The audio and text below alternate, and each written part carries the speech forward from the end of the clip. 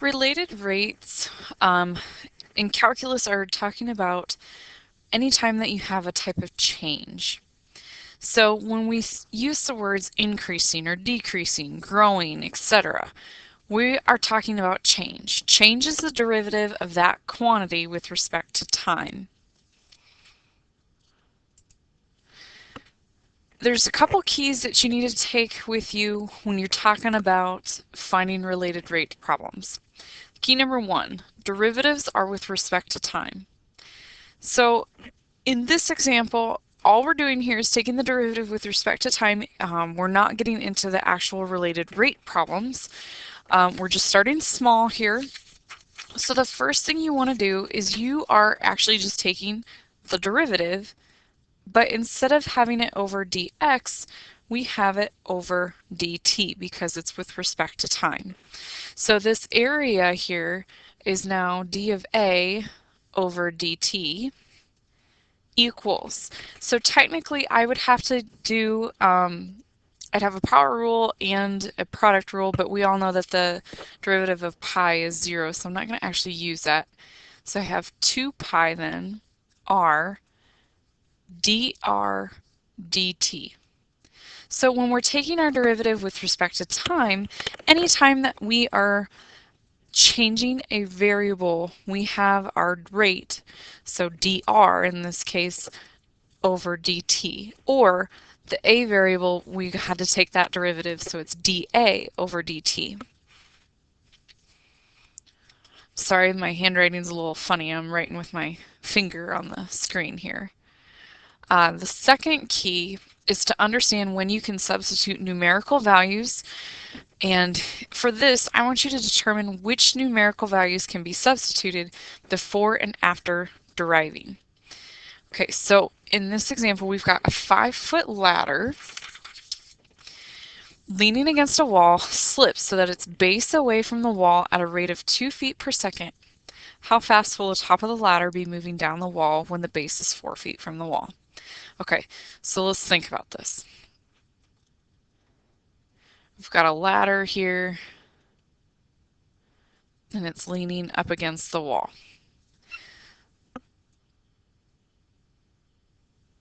So 2 feet, we have a rate here of 2 feet per second, and we'll be moving down the wall, and the base is 4 feet from the wall. So if you look at this, we've got 3 different numbers here. 5 feet. That is not changing at all. That ladder is going to stay the same length, right? So we would substitute this in the beginning.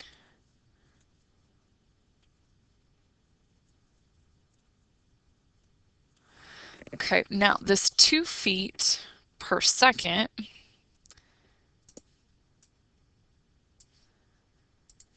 at a rate. It's a rate, so we know that this is changing. So this is going to be after. How fast will the top of the ladder be moving? Keyword here is moving. So this is also going to be after. So even though that 4 feet is not a rate, it's still changing. Okay, because it's moving down the wall, and it's not like the ladder is just going to stop when it's 4 feet from the bottom of the wall. It's going to keep sliding. That's gravity. But the key is figuring out when you should substitute in the beginning in order to get a variable by itself, and when you should get it afterwards. And that might not make sense now, exactly what I'm talking about, but it will in this next problem. Actually, to start off with, before we actually get into solving them, here are some steps. I found this online to kind of help you with strategies in order to help you figure out how to recognize words or when you should put numerical values in. So the first thing I always like to do is I always like to draw a picture, label all size and quantities. That way I kind of have an idea of what I'm looking for and where I'm going. State what you are given in terms of a rate, state what you're trying to find. So this is all the information I've been given. This is still my question mark. The next thing is you're going to have at least two variables, if not more. And the biggest thing is you want to relate them somehow. Most of the time you're talking about an area formula or a volume formula or surface area formula, something of that nature, in which you're going to have a quantity that relates them. Most of the time you'll have a second equation then in order for you to get one of your variables in terms of a second. Thinking back to like our optimization problems, we had to have two equations and then we solve for one of the variables in order to substitute into our second equation. Same type of setup here with the related rates. Use implicit differentiation. Implicit differentiation just means that we have two different variables that we're finding our derivative for. Substitution, we talked about this just not that long ago. Substituting in your known information in what you're trying to find. Then answer the question with a sentence summarizing your conclusion with appropriate units. Make sure to reference the specific moment in time that you found the value for. Basically, this just goes back to proper AP calculus form in order for you to get your full credit. And last but not least, remember you are awesome. Again, I took this from somewhere else, but I really like that number 8 step. All right, so let's get started here. So this is our first true related rate problem. So assume that oil is spilled from a ruptured tank and that the oil spreads in a circular pattern whose radius increases at a constant rate of 3 feet per second. How fast is the area of the spill increasing when the radius is 72 feet? All right, so first step, draw a picture. Ooh, cheat on this because I have a circle function, which will make this a lot easier than me trying to draw this. All right, so this is my circle, and I know that I've got my center here. This is my R. All right, so we are given, so I've got my picture now. I'm going to state what I know from this. So I know that dr over dt, the radius is increasing. So I've got dr, because it's the derivative of the radius, over dt, because we're always in with respect to time, and that equals 3 feet per second. How fast is the area of the spill? So dA over dt, which is what we're trying to find, increasing when the radius is 72 feet. Okay, so that's what we're going for here. So now I need to find an equation that's going to relate the radius and the area. Well, if I have a circle and I have a radius, I'm going to go with the area of a circle. So area equals pi r squared. And we kind of already related this a little bit because we actually did the derivative of this with respect to time earlier. So we have dA over dt equals 2 pi r dr over dt. So now I'm going to go ahead and substitute in my information. Because I have the r value and I have the dr dt, I just need to figure out the dA. So dA over dt equals 2 pi times, and we know that our radius here is 72 feet.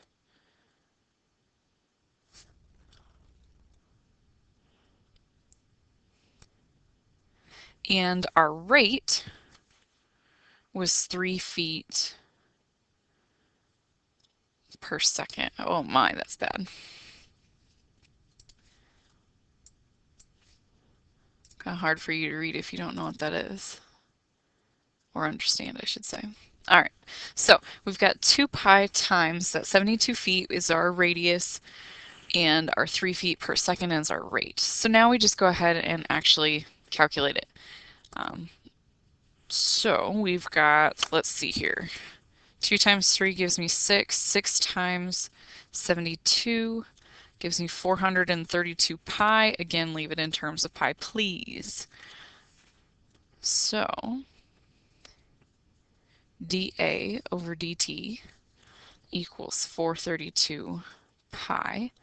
Notice here I've got the labels. So if I'm actually multiplying this, this is going to be feet squared over seconds. And that's kind of why I left it there, is so that way I know what my label and my units should properly be. You're doing your multiplication right there. So yes, that's technically my answer, but you know, good old AP calculus and my expectations, you need to write a sentence. So I would say here, the area of the spill is increasing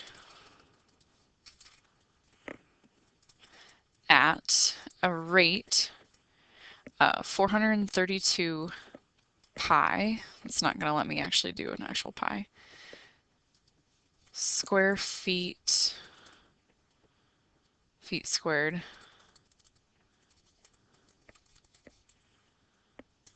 per second when the radius is 72 feet. Now, this rate will change based on your radius, okay? So that's something to note. That's why they want you to specifically say when the radius is 72 feet, because this could change. If it was 60 feet, it would be a different answer. But that's something to note. So this would be my related rate problem. Figure out what you're trying to find, label everything correctly, then take your derivative with respect to time, plug in your given information in order to solve for the variable or rate that you are trying to find. Sometimes it gets a little bit trickier though. So let's look at this problem. All right, so the top of a 25-foot ladder leaning against a vertical wall is slipping down the wall at a rate of 1 foot per minute. How fast is the bottom of the ladder slipping along the ground when the bottom of the ladder is 7 feet away from the base of the wall? All right, so first thing I'm going to do, I'm going to draw a picture. It's a really big ladder. So this is 25 foot. We've got 7 foot away. We don't know what this height is. And okay, so let's think about this on the coordinate plane.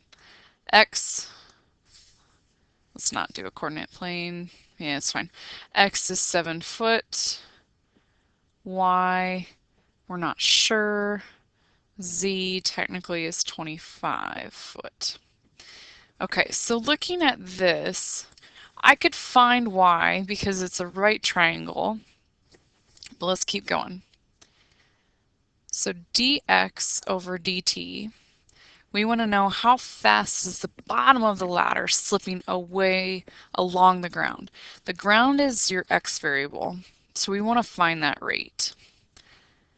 dy over dt. So notice for each one of my variables, I have a derivative, or you know, like the dy over dt. So I'm going to have a dy over dt as well as a dz over dt. Oops, sorry, I must have pushed button.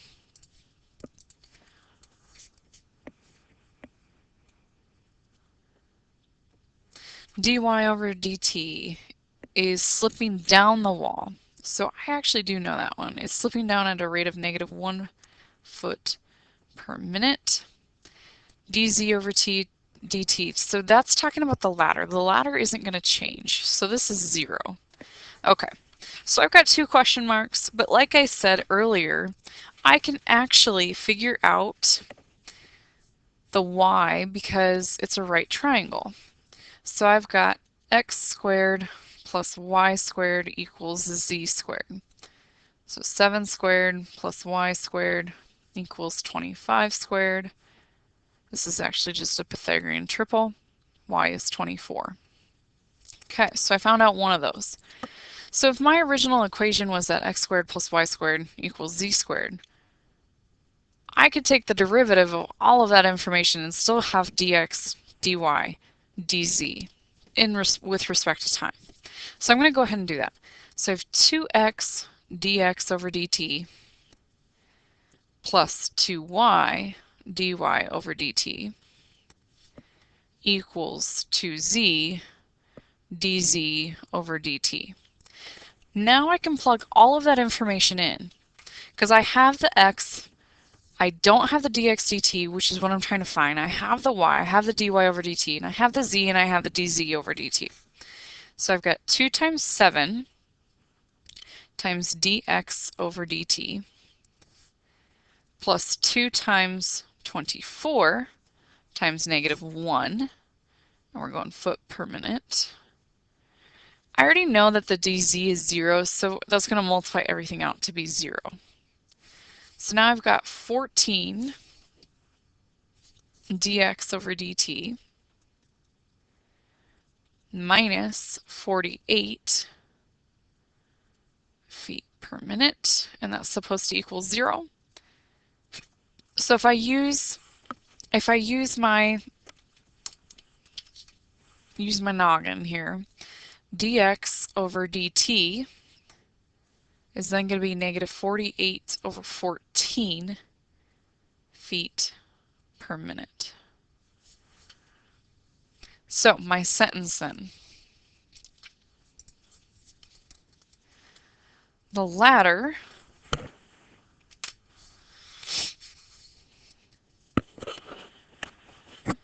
is slipping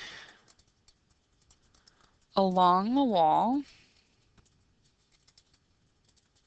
at a rate of -48 over 14 feet per minute when the ladder